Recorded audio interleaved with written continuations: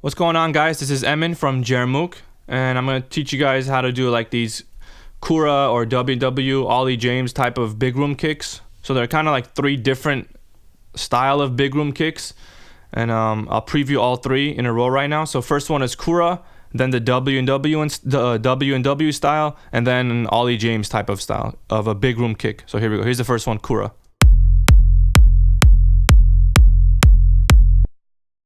And this is W and W.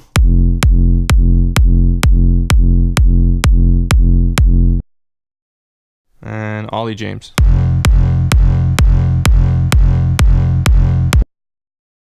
Make sure you have headphones or monitors.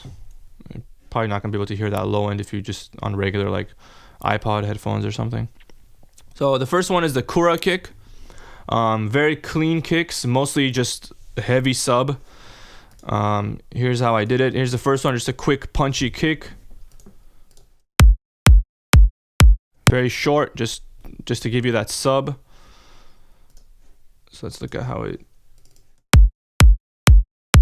hitting about -4 decibels in the sub range. And then here's the sub part of it. Very sub heavy, and then a little bit of distortion kind of tapering down. The way I did it is just get a clean, so I turn everything off, just a clean sine wave. You can use silent or anything. So it's just sub right there. And then I distorted it using Soundtoys Decapitator. You can pretty much use any distortion, doesn't really matter.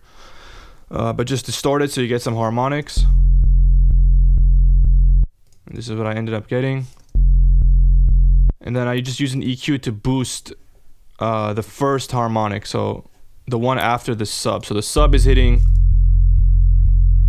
what is that, 43 hertz, says right here, 43 hertz.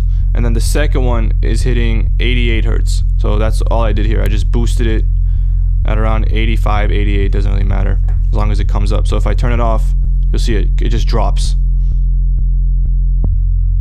So that just gives it a little bit more tone, a little bit more distortion. But mainly, that's how the KURA kick is done. Very clean kick. Next one is a W&W style. It's a little bit more distorted. It's still pretty sub heavy, but a little bit more distortion. Here's how that one sounds again. Oh, sorry, I didn't show you this LFO here. So the LFO on the kick drum is, I mean, the sub bass is like this. So it's completely dead when the kick hits, and then full volume, and then it just comes back down. Get rid of it here, and then let it play right there. And then the W&W one, it's so the same type of kick, same type of short punchy kick.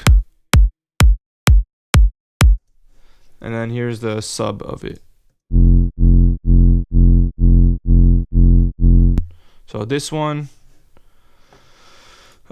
same thing, just a clean sine. So turn all this off again. So you just start with a clean sine. Nothing else is going on. Decapitator, I think it's distorted. Yeah, just distorted it a little bit more. It's at 7 instead of, this one was at, I think, 5. Yeah, 5. This one's at 7, so just a little bit more distortion. And then for the EQ, another boost at that first harmonic, and then this, all the harmonics over here at around, what is this, 250.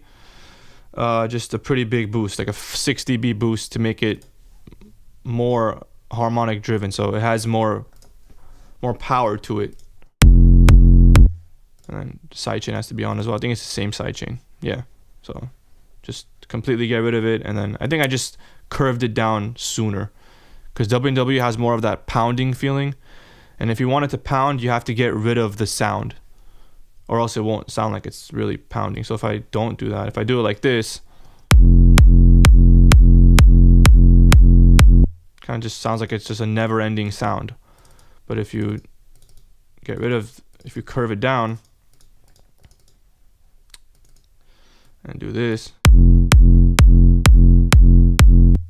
it dies out, and then it just sounds a little bit more powerful. I think the KURA one has kind of the same. Yeah, it's not as drastic, but same type of thing. Those stuff you can, I mean, the amount of distortion you can do, it's all obviously up to taste, but I'm just showing how to get close to that style of kick if you want it. So if you want a clean KURA type of kick, you would not do as much distortion. You would barely do any distortion, and then just a little bit of a boost. If you want a W&W type, right, this one, you would distort it more, and then you would boost more of those harmonics. The last one is a Olly James one. So Olly James a lot of times layers like a bass on top of the sub. So this is the bass here. I'll turn it off. So this is how he sounds without the bass.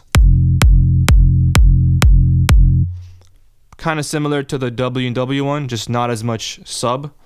So if I look at this one, this is the kick with the spectrum. So not as much harmonics going on in this area, and then the sub is like dying, but these first harmonics are a lot louder. The sidechain stuff is a little bit different. The kick is a little bit longer, as you can see. It's the same kick. It's just, you know, dragged out longer. This one is shorter. And then here's the sub. So it's on 7, and then just the second. It's a cleaner Q. The Q, you know, this Q thing right here, which makes it wide, or is it here? This you can make it wider or thinner. It's not as wide as the W&W one. So if you look at it here, it's pretty narrow. It's boosted higher, but it's narrow, and this one is more wide and not as high. So more frequencies are being boosted here, whereas in this one, it's more specific to that specific frequency, and that's how you make sure like they're like equal in volume or whatever. And then he has the bass layered on top. I just layered the cashmere bass. This is usually what he does. This one sounds good, and this is the usual one that he does. If you guys have seen this pack, cashmere, stay crunchy preset. I didn't change anything from it. You don't have to do anything. Just literally how it sounds. Just has a little bit of distortion, same thing. And then here's the EQ on it. Get rid of the low end because you don't need it. This sub already has it. And then get rid of some of that high too, because to fit it in your mix. And then this is how it's LFO'd. So it kind of boosts up, and then you kind of let it fade out. Because again, to fit it in the mix, that's how it would have to be. If you just kept it like this, it doesn't sound as nice. And it sounds like more of like a progressive house type of kick, where the bass is just going the whole time.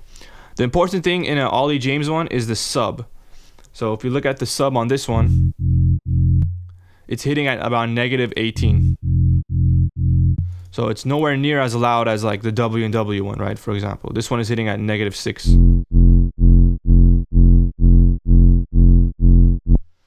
So that's the important difference from those two. The Olly James one, he doesn't have a big sub. He lets the punch of the kick, so the kick is longer. He has a more punch on that kick, and then he lets the distorted sub fill in the other second half of the kick. So it's pretty kick heavy here, and then here's the distortion, not as loud. It's the sub is not as powerful. But you can hear it because of the harmonics. The harmonics are boosted heavily right here. See, like those first two harmonics, pretty heavily boosted. And then on top of that, he makes you hear it even more because he has this top bass on top of it. So those are the three main differences between these three kicks. So here's the KURA one again.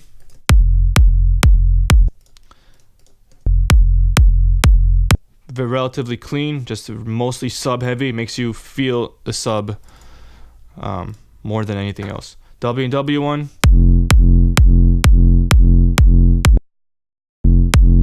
still sub heavy, but a lot more harmonics. Make you hear the sub a lot better than like a KURA one, for example. And then the Olly James one, not as sub heavy, just gives you the, so as you can see, the sub is like dying. Whereas in like the other ones, like for this one, for example, the sub kind of stays at the same volume. So yeah, it doesn't drastically fall. That's the main difference between these three kicks. And the KURA one is just not as distorted. So I'll leave a link for these three kick drums, and like I'll probably give 7 more kick drums. So I think there's 10 kick drums total.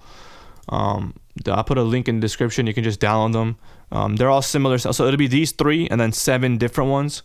Pretty similar sounding, just in different keys. All 3 of these were in F. So I didn't put them in like different keys or anything. They're all in F. So you guys can just download that in the description below. If you guys have any other questions, please comment and we'll answer them as soon as possible. See you next time. Thanks.